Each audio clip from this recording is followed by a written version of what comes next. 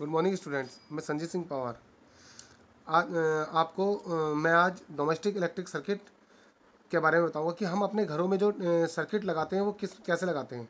तो domestic electric circuit जो लगता है हमारे घरों पे, जो हमारे घरों में सर्किटिंग होती है वो पैरेलल होती है। वो कैसी होती है? पैरेलल। क्योंकि इसमें क्या होता है, देखो ऐसा क्यों करते हैं, इसके लिए आपको एडवांटेज और डिसएडवांटेज पढ़ने पड़ेंगे। सीरीज के डिसएडवांटेज पढ़ने पड़ेंगे और पैरेलल के एडवांटेज पढ़ने पड़ेंगे। ठीक है, तो पहला डिसएडवांटेज ऑफ सीरीज सर्किट देखो क्या होता है। देखो, if one electric appliances if one electrical appliances stop working due to some defect.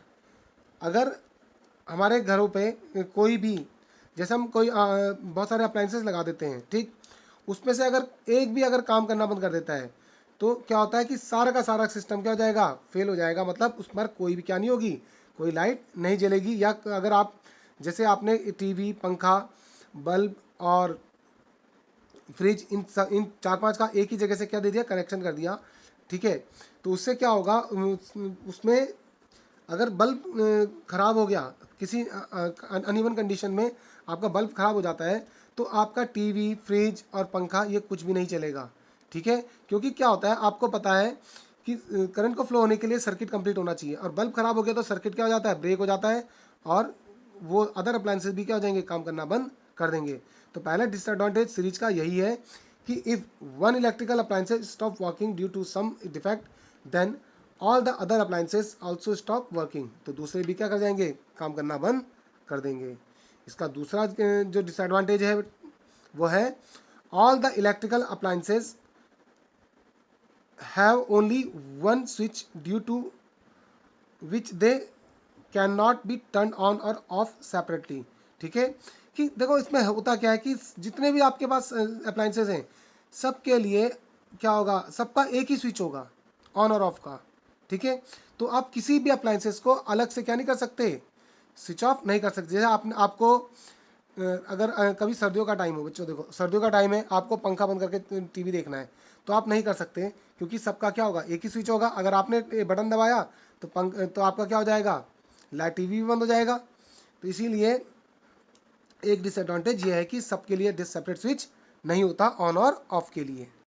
जो तीसरा डिसएडवांटेज है सीरीज का, वो होता है in series circuit the appliances do not get the same voltage as that of the power supply line. देखो power supply line से 220 volt का वोल्ट का क्या हो रहा है, पोटेंशियल डिफरेंस जा रहा है। लेकिन जो अप्लायंसेस हैं उन सबको क्या होता है, आप क्या होगा, उनको पूरा का पूरा क्या नहीं मिलेगा, पोटेंशियल नहीं मिलेगा। क्योंकि आपको पता है कि अगर कोई भी चीज़ सीरीज में लगी होती है तो सबके लिए अलग से क्या करना, निकालना पड़ेगा, आपको पोटेंशियल निकालना पड़ेगा। ठीक, तो इसका मतलब जो पोटेंशियल आप उनको दे रहे हैं वो सेपरेट क्या हो रहा है, वो डिवाइड हो जा रहा है।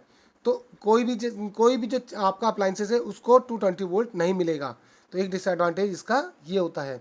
ठीक है, उसके बाद जो फोर्थ है आपका, वो होता है the overall resistance of the circuit increases too much due to which the current from the power supply is लो।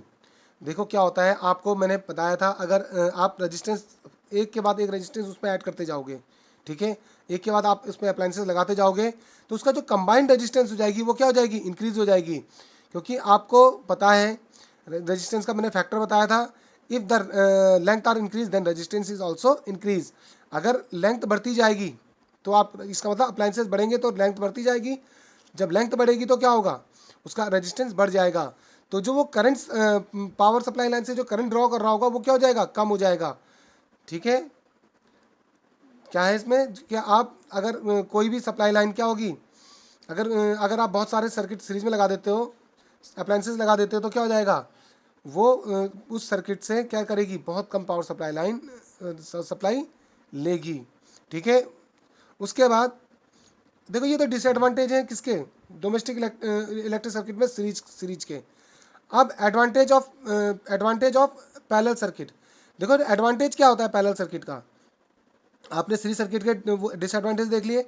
अब एडवांटेज ऑफ पैरेलल सर्किट देखो, उसमें पहला क्या था आपका कि इलेक्ट्रिकल अप्लायंसेस क्या होते थे, अगर एक काम करना बंद कर दे तो सारे बंद हो जाते थे। यहाँ ऐसा नहीं होता है, अगर एक, क्योंकि पैरेलल लगा है तो क्या होगा, अगर कोई एक काम करना बंद कर जाए तो उससे कोई फ़र्क नहीं पड़ता। तो दूसरा क्या होगा, प्रॉपर वर्क करता रहेगा। जैसे मैंने आपको वहाँ बताया था, अगर आपका पंखा है और बल्ब है, टीवी है, उन सब के लिए अगर पैरेलल कनेक्शन है, तो अगर आपका बल्ब, टीवी या पंखा इनमें से कुछ भी एक भी चीज़ ख़राब हो जाए तो बाकी दो में कोई इफेक्ट नहीं पड़ता। ठीक है। उसके बाद का जो दूसरा एडवांटेज है वो है, वहाँ था आपका all the electrical appliances have only one switch due to which they can not be turn on और ऑफ। वहाँ एक सीरीज में क्या होता था कि एक पूरे सब उसके लिए सर्किट के लिए एक ही स्विच होता था। ठीक है। लेकिन यहाँ पर हर अप्लायंसेस के लिए डिफरेंट डिफरेंट स्विच होंगे। They have their separate switch for on और ऑफ। सो अगर आपको जिसको चाहे मर्जी है उसको बंद कर दो। ठीक है। जैसा आप अपने घरों में आजकल देखते ही होंगे, आपको अगर पंखा चलाना है तो आप बटन दबाते हो, नहीं चलाना है तो बंद कर देते हो। उससे टीवी में, फ्रिज में, पंखे में कोई इफेक्ट नहीं पड़ता। ठीक है। इसका जो तीसरा जो आपका वो था डिसएडवांटेज था सीरीज का, वो था कि अप्लायंसेस को क्या नहीं मिलती, 220 वोल्ट की सप्लाई नहीं मिलती। लेकिन आपको पैरेलल, आपने पैरेलल पढ़ा है, तो पैरेलल में क्या होता है जो इसमें क्या होता है देखो, ए बी आपके पास दो, आपके पास रेजिस्टेंसेज हैं। ठीक है। दो रेजिस्टेंसेज हैं, आपने ऐड करा ये R1 और ये R2। ठीक। तो ये जो R1 और R2 है ये पैरेलल लगे हैं, तो यहाँ से यहाँ तक का पोटेंशियल इनका क्या रहेगा, सेम रहेगा। तो इनका भी सेम रहेगा। तो क्या होता है पैरेलल में, पैरेलल सर्किटिंग में डिफरेंट डिफरेंट जो आपके सर्किट्स होते हैं, स्विचेस, वो रेजिस्टेंसेज जो होती हैं, उनको 220 वोल्ट का क्या मिलता है, आपको पावर सप्लाई मिलती है। ठीक है। तो क्या है इसमें, जो भी आपका पैरेलल में जो भी अप्लायंसेस लगेगा उसको 220 वोल्ट की सप्लाई मिलेगी। उसके बाद वहाँ पर जो फोर्थ जो आपका वो था रेजिस्टेंस था, वहाँ पर क्या होता है, अगर आप सीरीज में सर्किट लगाते हैं तो क्या होती है, सीरीज में सर्किट लगाने से रेजिस्टेंस इंक्रीज हो जाती है। लेकिन पैरेलल में सर्किट लगाने से क्या होता है, ये डिक्रीज हो जाती है। मैंने आपको बताया तो था कि 1/R इक्वल टू कितना होता है, 1/R1 प्लस 1/R2।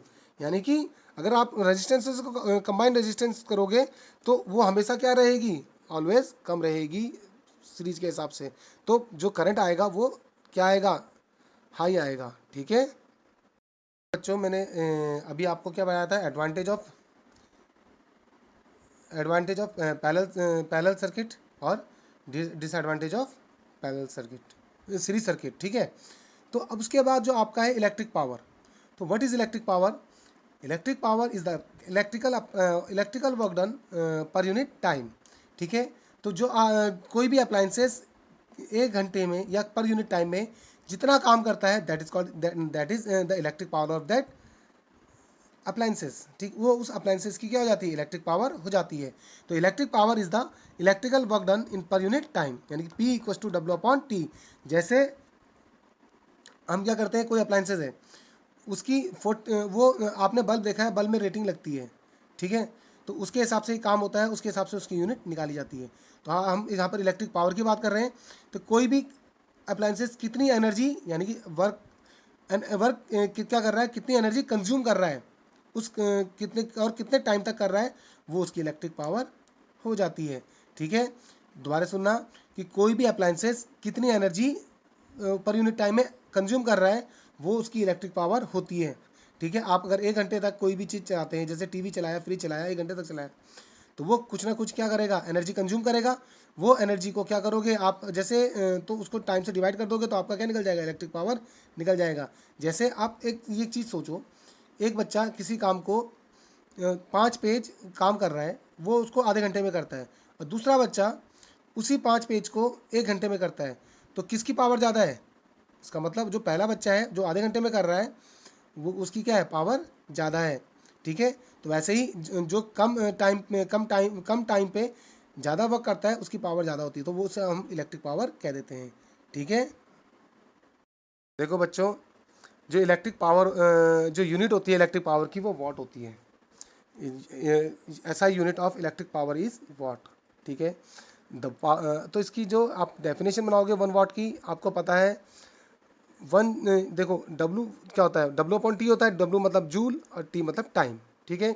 तो joule per second, if any appliances doing 1 joule of work in 1 second, then its power is 1 watt. ठीक है। आपकी डेफिनेशन बन सकती है कि if any appliances doing a 1 joule of work in 1 second then its power is 1 watt, ठीक है। या अगर आप दूसरे उसमें लोगे तो the power of 1 watt is a rate of working of 1 joule per second, ठीक है। तो ये एक ही बात है कि 1 जूल पर सेकेंड अगर आप एक सेकेंड में काम कर रहे हो तो आपकी जो वो होगी इलेक्ट्रिक पावर होगी वो 1 वाट होगी। अब उसको निकालने के लिए हमारे पास 3 फॉर्मूले हैं, ठीक है। P equals to V into I, P equals to V into I, ठीक है। तो पावर इक्वस टू होता है पोटेंशियल इंटू करंट, ठीक है बच्चों। अब आई इक्वस टू कितना होता है, वी अपॉन आर होता है। तो आप इसके बदले रखोगे तो क्या हो जाएगा, वी स्क्वायर अपॉन आर हो जाएगा, क्योंकि देखो वी आई इक्वस टू होता है V upon R Ohm's law से।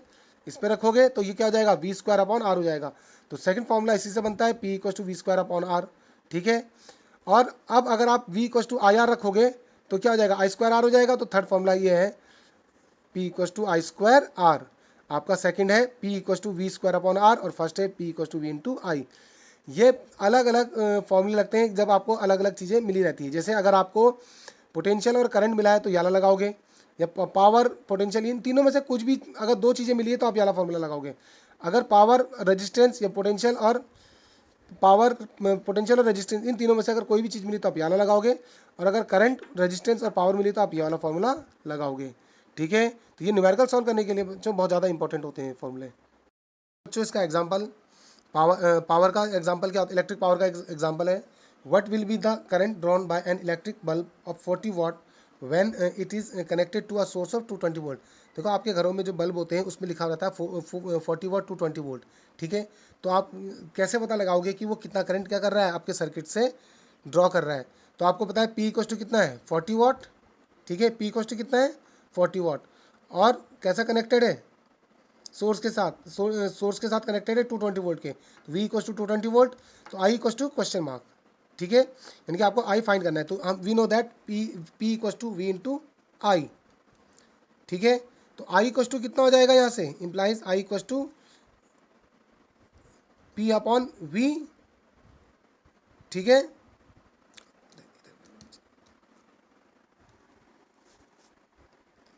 तो I equals to P upon V, तो पावर कितनी दे रखी है आपको 40, ये 220। अब आप इसको क्या करोगे, डिवाइड करोगे, 0 से 0 कट, 2 अपॉन 11।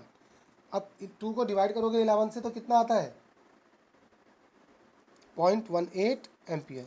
तो इतना करंट क्या करेगा, वो सर्किट से ड्रॉ करेगा। तो इस बच्चों इसके एग्जाम्पल भी देख लेना, और जो समझ नहीं आएगा मेरे से पूछ लेना, ठीक है।